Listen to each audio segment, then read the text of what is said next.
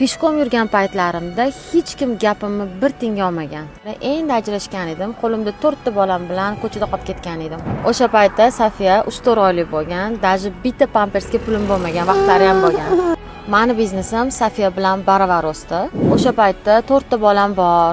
Bo'ldi, qo'limda hech qanaqa ishim yo'q. Endi boshlamoqman-ku ishimni deb, jabrdiyda bo'lib yoki birovdan nimadir kutib o'tirmaganman. Chaqaloq bilan, 4 ta bolam bilan harakat qilib, Alloh izni bilan, ota-onam duolari bilan mana Xudoga shukr shu darajaga erishib turibman. Bu gapim bilan hamma narsa pulga bog'liq ekan deb noto'g'ri o'ylab qolmanglar. Bu gapim bilan nima demoqchiman?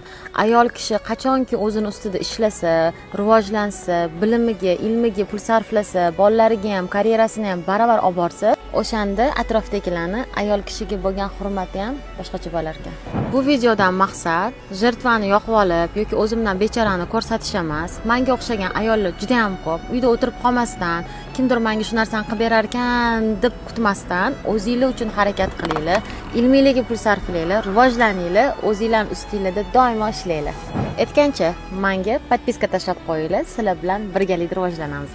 Bordir baxt bor.